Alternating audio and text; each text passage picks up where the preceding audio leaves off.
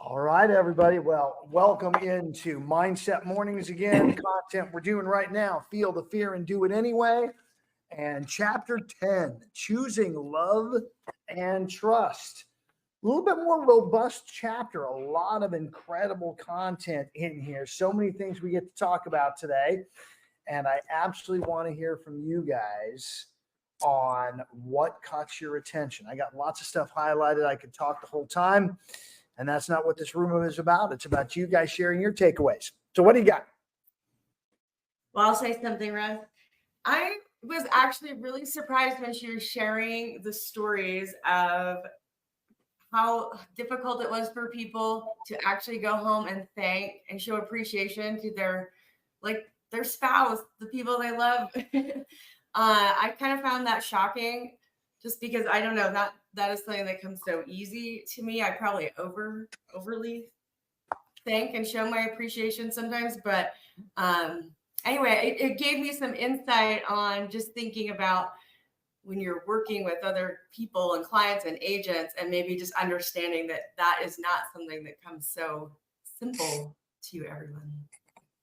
Yeah, it is a bit of an eye opener on that for those that are in that small minority percentage, which most of you guys are here, that are living in gratitude. That's really what that is talking about, is just living in a state of gratitude. There are these two forces happening, gratitude and judgment, and they cannot operate simultaneously.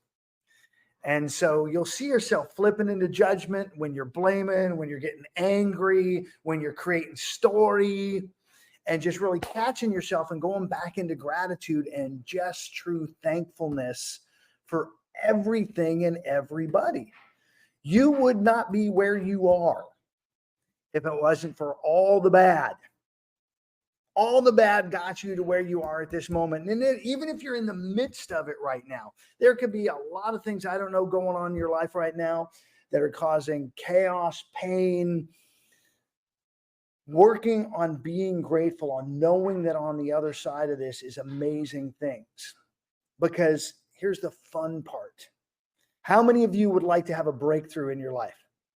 Another breakthrough on some topic? Raise your hands. You cannot have a breakthrough without a breakdown first. You can't. That's the tipping point that actually gets you to lean in and do stuff and having a massive breakthrough. So if you're in the midst of it, just know the other side of this is going to be phenomenal. Celeste, I saw your mic go hot. Actually, I heard your mic go hot. What do you got?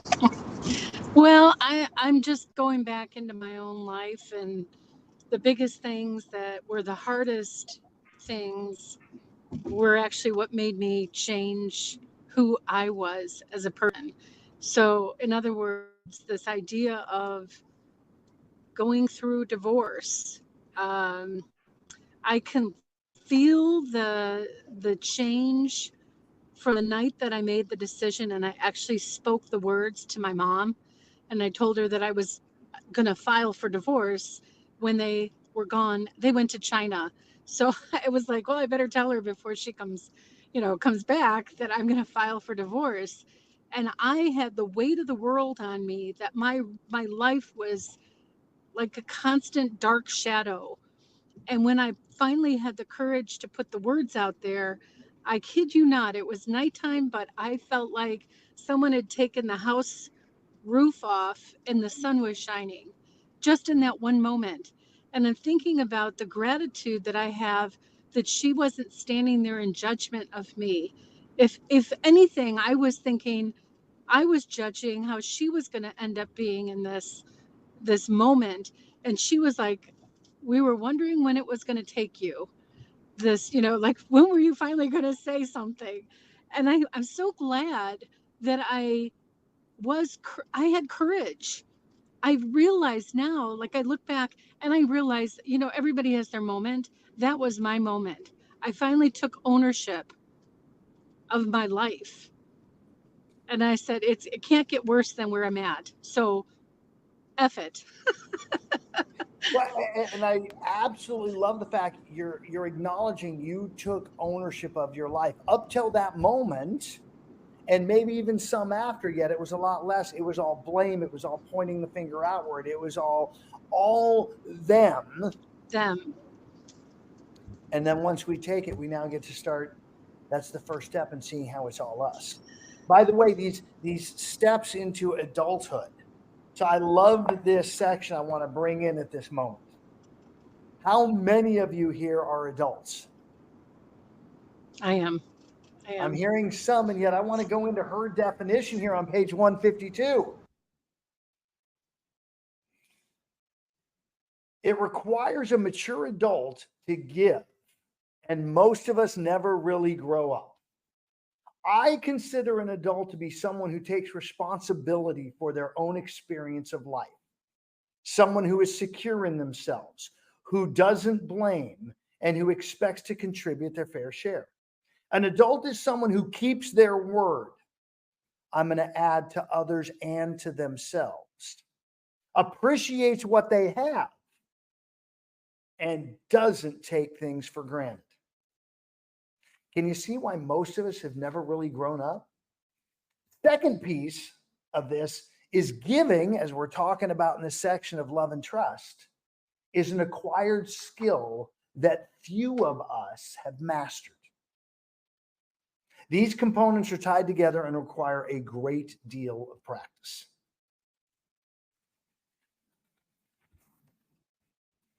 What else?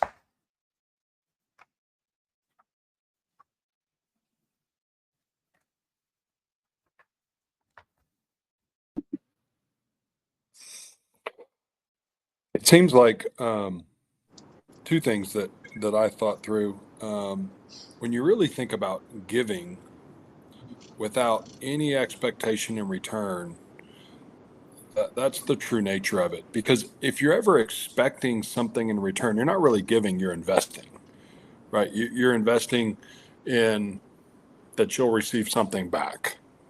And obviously, when you feel like you have, and she talks a little bit about the book of abundance. When you feel like you have abundance, it's easier to give, but you still need to give when you don't feel like you have abundance. Yeah. Well, I totally appreciate, Josh, this dichotomy you put in there. And I've never heard anybody ever put it in those words of, if you expect a return, it's not giving, it's investing.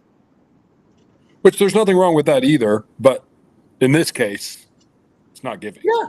Well, there's nothing wrong with investing. And how many of you in your mindset say, oh, I'm giving here, when really what you're doing is investing there?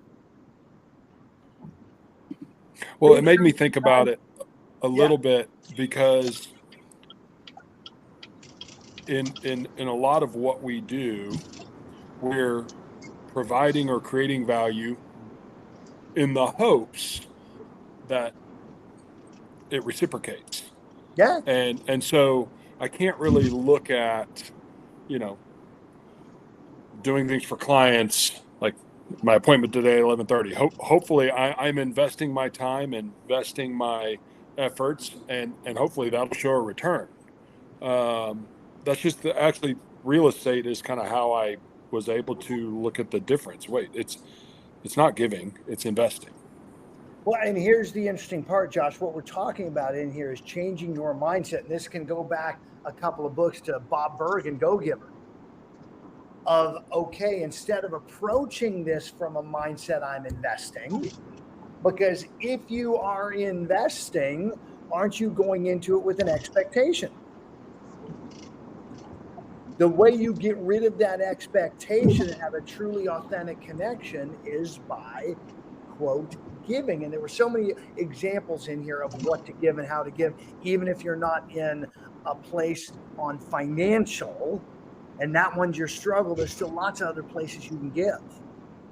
And so I'm totally cool with this shift from giving to investing. I mean, our spouses are some of the best places that we can talk about this. I do nice things for my spouse, hoping that I'm going to get X in return. Right? We're taking the key relationships where we should just be loving and giving and creating them into investment relationships. Great, Josh, I'm stealing that. That is phenomenal. So I'm saying, let's take every investment relationship, and the author is too, and how many of those can we now turn into giving opportunities instead? What else you guys have? Josh, that was awesome. What else you guys have?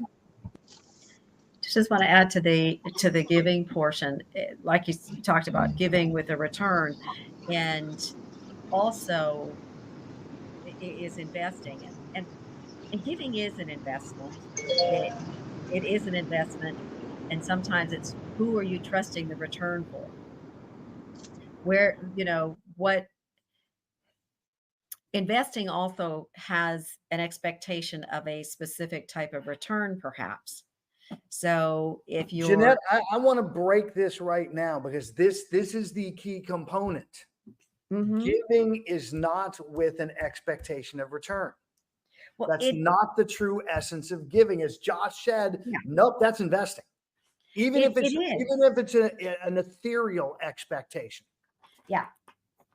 It's just interesting because it's releasing it. It's giving it, it's releasing it, and it doesn't, because you've given and you know the place you've given from, where the return comes from, there will be a return. You get a return on it.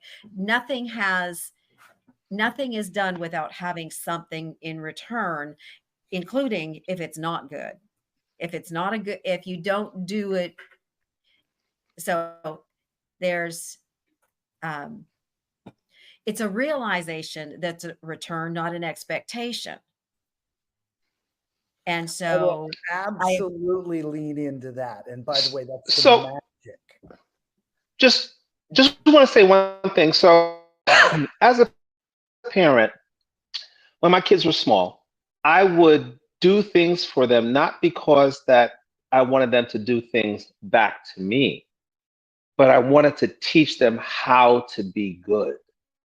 So when you give to someone, if you're expecting something, as long as you're not expecting it to come back to you, if you're saying, I'm gifting this so that you can pay this forward, I don't think you're expecting something. I think it's more so, I'm hoping to teach you how to be fuller, to be better. I don't know if I'm on left field in regards to this. What do you guys think?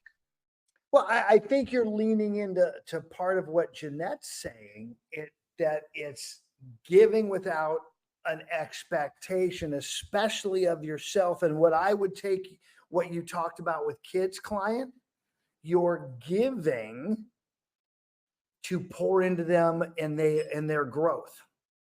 You're really doing it to help them grow. It's still giving. And it's giving with the desire that they grow. My niece is getting married in 10 days. That's why I'm going off to Phoenix, Arizona. And she's got a whole list of things on her registry. What do you think Uncle Russ gave her? a book. I gave her a compilation. I gave her a big chunk of our library as a starting point for her to transform her world. I'm not expecting anything. When we do wedding gifts, it's not expecting anything in return. That's true giving. And yet you can see how they take these things. If it's a platter, how you're going to be able to see them serving others with that. You know, a wine glass, same thing. Any of those things that are on the registry. So, client, you're absolutely right. This is giving without expectation of a return. And Jeanette, you are absolutely on point. Of the magic of this giving is that the universe is going to return tenfold. It's written, you know, I read it in Bob Berg's book, and gosh darn it, I've read it in another amazing book.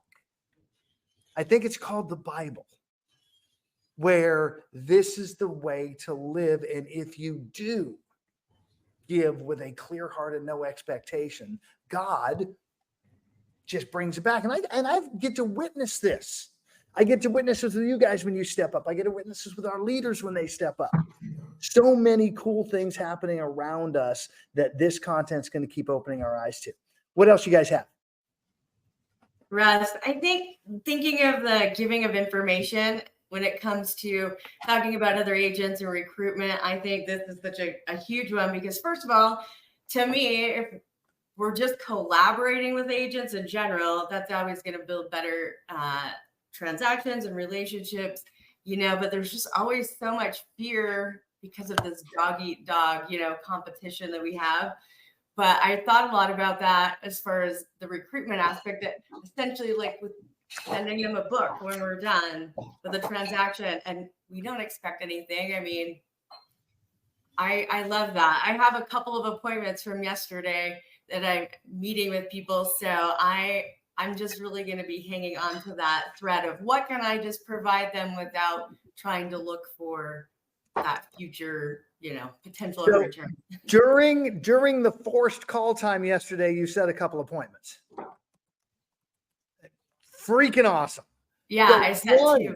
Here's one thing you can give them, which will transform their lives. And by the way, you can give this to everybody. They don't even have to be in real estate. It's a different industry. It's inviting them here. This is broker agnostic, industry agnostic, and anybody in this environment, if they stay in and continue to actually become a reader, which is what we've all become, we're no longer reading, we are readers. It's an awesome shift.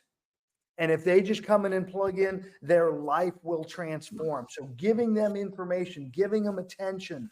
What I loved, and I highlighted it in here, when she was struggling, when she was having all these things in her life that weren't going right, and no matter what she did, it was the same thing.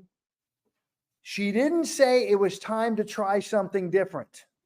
She didn't say it was time to do something different. On page 155, it was time to try another way of being.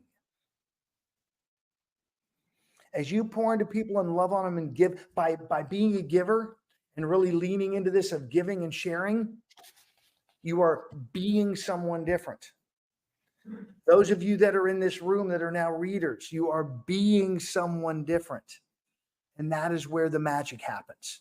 Now, I want to give you, Jennifer, just one other thing to quiet all the drunk monkeys in this room on sharing ideas and sharing content.